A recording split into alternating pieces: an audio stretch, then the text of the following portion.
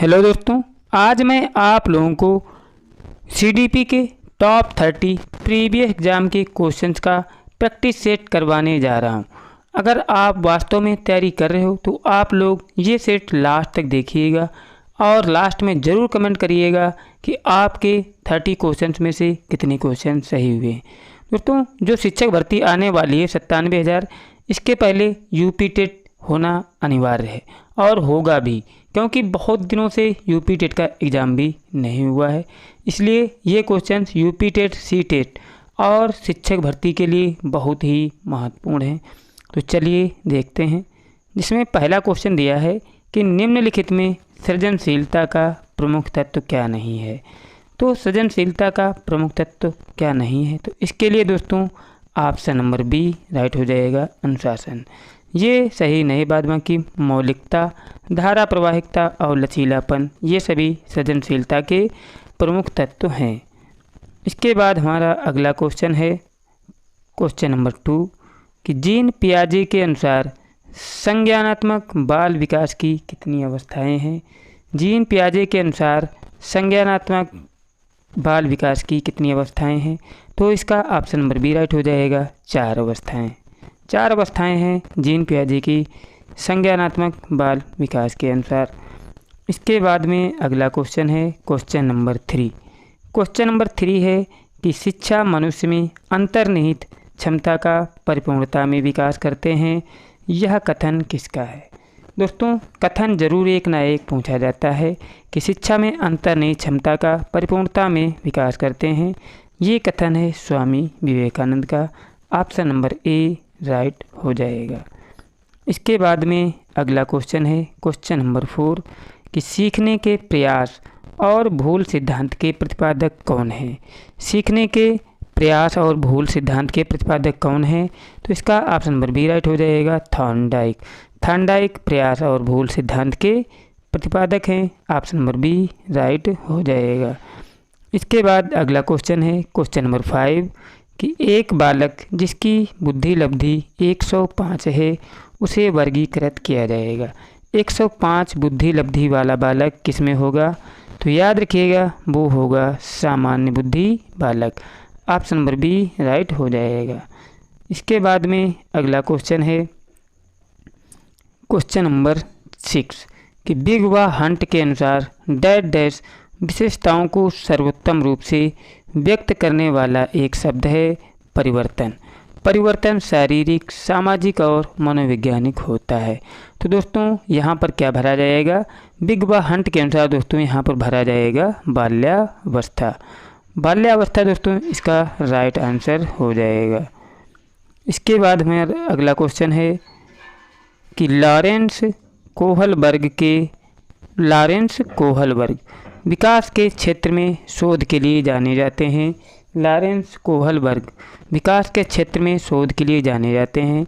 तो ये दोस्तों किसके लिए जाने जाते हैं, तो इसका राइट आंसर हो जाएगा ऑप्शन नंबर सी, नैतिक विकास के शोध के क्षेत्र के लिए जाने जाते हैं लॉरेंस कोहलबर्ग। इसके बाद में अगला क्वेश्चन है क्वेश्चन नंबर 8 कि एक बच्ची को उसके पिता चहलकदमी करा रहे थे। बच्ची जानना चाहती थी कि चिड़िया जैसी चीज़ें होती हैं, परंतु उसने कभी भी पतंग को नहीं देखा था। पतंग को देखकर उसने कहा कि चिड़िया को तो देखो। उसके पिता ने कहा यह पतंग है। तो दोस्तों यह उदाहरण क्या है, तो बच्ची जो है वो पतंग को क्या समझ रही थी, चिड़िया समझ रही थी, क्योंकि चिड़िया भी उड़ती है और पतंग भी उड़ रही थी। तो दोस्तों दोनों भिन्न भिन्न है, तो इसको बोलते हैं सम्मिलन। ऑप्शन नंबर ए राइट हो जाएगा। इसके बाद में अगला क्वेश्चन है क्वेश्चन नंबर 9 कि सामाजिक मुद्दों से जूझ रहे उन बच्चों की जिनकी प्रतिभा प्रभावित हो सकती है को डैश सहायता करता है। तो उनको क्या सहायता करता है, सामाजिक मुद्दों से जूझ रहे बच्चों को जिनकी प्रतिभा प्रभावित हो सकती है उनको कौन सहायता करता है, तो वो होता है दोस्तों स्व अधिगम model. Option number A right हो जाएगा। अगला क्वेश्चन है कि एक कक्षा में व्यक्तिक विभिन्नताओं के क्षेत्र हो सकते हैं। एक कक्षा में व्यक्तिक विभिन्नताओं, तो रुचियां भी भिन्न हो सकती हैं, सीखने का टाइम, तरीका और चरित्र। तो दोस्तों ये सभी एक व्यक्तिक विभिन्नता के क्षेत्र में आते हैं, इसलिए ऑप्शन नंबर डी राइट हो जाएगा। इसके बाद में अगला क्वेश्चन है क्वेश्चन नंबर 11 कि बुद्धि के द्विखंड सिद्धांत का प्रतिपादन किसने किया। बुद्धि के द्विखंड सिद्धांत का प्रतिपादन करने वाले थे Spearman. Option number A right हो जाएगा। इसके बाद में अगला क्वेश्चन है कि सीखना व्यवहार में उत्तरोत्तर सामंजस्य की प्रक्रिया है। सीखना व्यवहार में उत्तरोत्तर सामंजस्य की प्रक्रिया है। दोस्तों यह कथन है स्किनर का। ऑप्शन नंबर सी राइट हो जाएगा। इसके बाद में अगला क्वेश्चन है कि हावर्ड गार्डनर द्वारा निम्न में से एक को छोड़कर बाकी सभी बुद्धि के प्रकार बताए हैं। तो दोस्तों भाषा को बताया है, अंतःवैयक्तिक कौशल को बताया है और अंतःवैयक्तिक कौशल ये दोनों अलग अलग हैं, लेकिन सृजनात्मकता को उन्होंने बुद्धि का प्रकार नहीं बताया है, इसलिए ऑप्शन नंबर बी राइट हो जाएगा। अगला क्वेश्चन है कि मूल्यांकन का उद्देश्य क्या है। मूल्यांकन का उद्देश्य क्या है, तो ऑप्शन नंबर ए बच्चे को उत्तीर्ण घोषित करना, उत्तीर्ण या अनुत्तीर्ण घोषित करना, बच्चा क्या सीखा है जानना, बच्चे के सीखने में आई कठिनाई को जानना। ये सभी दोस्तों मूल्यांकन के उद्देश्य हैं, इसलिए ऑप्शन नंबर डी राइट हो जाएगा। अगला क्वेश्चन है हमारा कि संकेत अधिगम के अंतर्गत निम्नलिखित सीखा जाता है। संकेत अधिगम के अंतर्गत क्या सीखा जाता है, तो इसके लिए ऑप्शन नंबर बी राइट हो जाएगा। पारंपरिक अनुकूलन। संकेत अधिगम के अंतर्गत पारंपरिक अनुकूलन सीखा जाता है। इसके बाद में अगला क्वेश्चन है क्वेश्चन नंबर 16 कि पियाजे के अनुसार बच्चा अमूर्त स्तर पर चिंतन, बौद्धिक क्रियाएं और समस्या समाधान किस अवस्था में करने लगता है। तो दोस्तों ये करने लगता है औपचारिक संक्रियात्मक अवस्था। औपचारिक संक्रियात्मक अवस्था में अमूर्त स्तर पर चिंतन, बौद्धिक क्रियाएं और समस्या समाधान करने लगता है। इसके बाद में अगला क्वेश्चन है क्वेश्चन नंबर 16 कि कौन सा सीखना स्थायी होता है। तो सबको पता होगा रटकर, सुनकर, समझकर या देखकर। तो जो चीज़ हम समझते हैं वो स्थायी होता है, इसलिए ऑप्शन नंबर सी राइट हो जाएगा। इसके बाद में अगला क्वेश्चन है कि एक 13 वर्षीय बालक बात बात में अपने बड़ों से झगड़ा करने लगता है और हमेशा स्वयं को सही साबित करने की कोशिश करता है, वह विकास की किस अवस्था में है।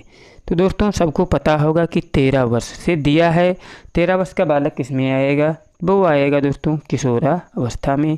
ऑप्शन नंबर बी राइट हो जाएगा। किशोरावस्था में 12 से 18 वर्ष एज होती है। इसके बाद में अगला क्वेश्चन है कि निम्नलिखित में से क्या बच्चों के सृजनात्मकता के विकास में सहायक नहीं है। सृजनात्मकता के विकास में क्या सहायक नहीं है। खेल, भाषण, कहानी लेखन या निर्माण संबंधी क्रियाएं। दोस्तों ये तो सभी शामिल हैं, लेकिन जो भाषण होता है ये सृजनात्मकता के विकास में सहायक नहीं होता है। इसके बाद अगला क्वेश्चन है क्वेश्चन नंबर 20 सीखने के क्लासिकल कंडीशनिंग सिद्धांत का प्रतिपादन किया। तो सीखने के क्लासिकल कंडीशनिंग सिद्धांत का प्रतिपादन किसने किया था। तो दोस्तों ये किया था पावलोव ने। सीखने के क्लासिकल कंडीशनिंग सिद्धांत का प्रतिपादन पावलोव के द्वारा किया गया था। अगला क्वेश्चन है हमारा जन्म के समय लगी चोट या भ्रूण क्षत की वजह से आई मानसिक मंदता कहलाती है। तो जन्म के समय लगी चोट या भ्रूण क्षत की वजह से आई मानसिक मंदता क्या कहलाती है। तो उसको बोलते हैं पारिवारिक मंदता। ऑप्शन पारिवारिक मंदता नहीं दोस्तों, उसको बोलते हैं जैविक मंदता। भ्रूण के समय लगी चोट की वजह से जो मंदता आती है उसमें होता है जैविक मंदता। इसके बाद में अगला क्वेश्चन है कि निम्न में से कौन सा विशिष्ट अधिगम विकलांगता का उदाहरण है। तो कौन सा दोस्तों जो है विशिष्ट अधिगम विकलांगता का उदाहरण है, तो वो है दोस्तों option number B dyslexia. Dyslexia जो होता है विशिष्ट अधिगम विकलांगता का उदाहरण होता है।